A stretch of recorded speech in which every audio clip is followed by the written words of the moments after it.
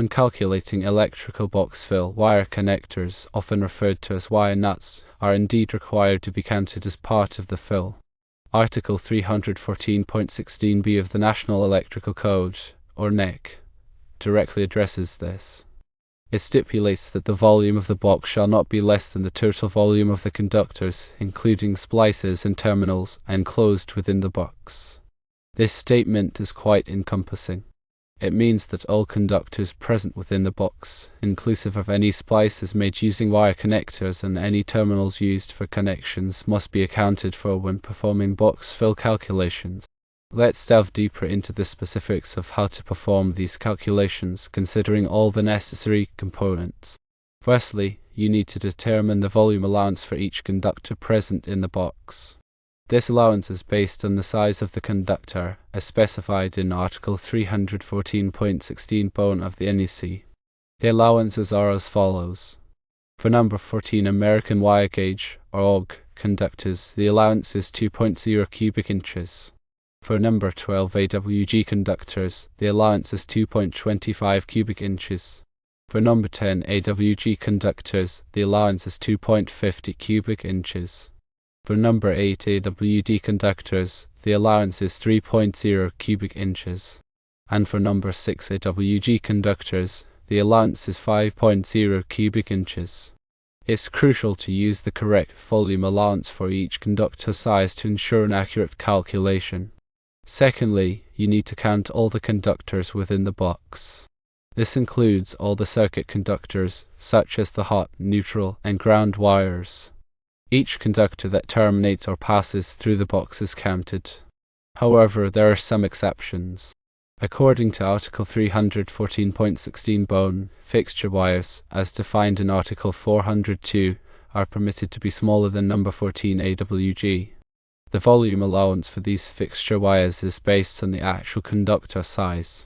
Also, an equipment grounding conductor or conductors entering a box are counted as a single conductor based on the largest equipment grounding conductor entering the box. Thirdly, you need to account for conductor fill adjustments as described in Article 314.16b4. This section addresses situations where multiple conductors are connected to a single terminal or fitting. If more than one conductor is connected to a terminal, the volume allowance is calculated based on the size of the largest conductor connected to the terminal. This ensures that the box fill calculation accurately reflects the space occupied by the conductors and the connections. Fourthly, you need to consider any devices or equipment installed within the box. Devices such as switches, receptacles, and lighting outlets also contribute to the box fill and must be accounted for. The volume allowance for devices is determined by the device's marked volume or by using the values provided in Article 314.16b4. These values are typically found on the device packaging or in the manufacturer's specifications. Fifthly, you need to include the volume occupied by any fittings or accessories installed within the box, as mentioned in Article 314.16b2. This includes items such as cable clamps, support fittings, and other accessories that take up space within the box. The volume allowance for these fittings is typically marked on the fitting itself or can be found in the manufacturer's specifications. Once you have gathered all the necessary information, you can proceed with the box fill calculation. To do this, you simply add up the volume allowances for all the conductors, devices, and fittings present in the box.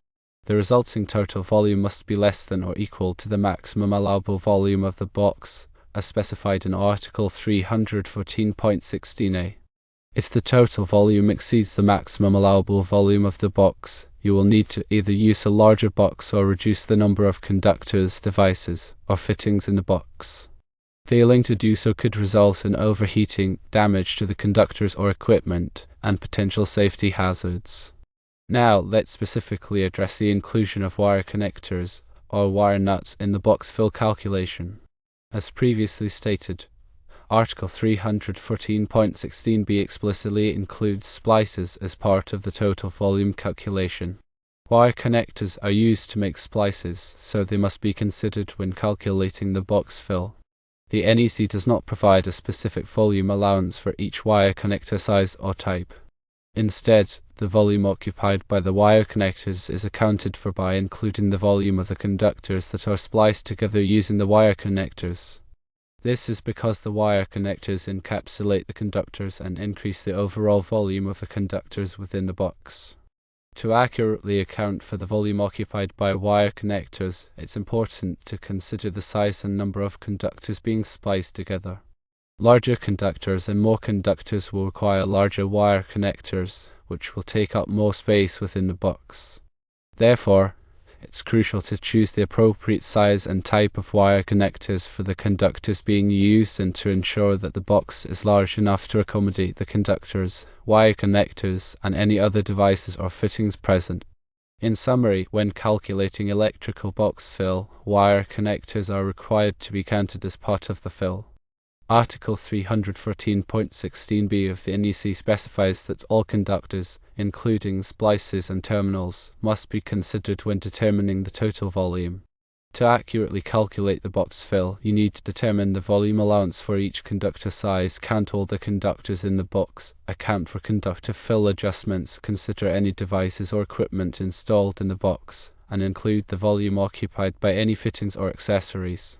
By following these steps and adhering to the requirements of the NEC, you can ensure that your electrical boxes are properly sized and filled, promoting safety and preventing potential electrical hazards.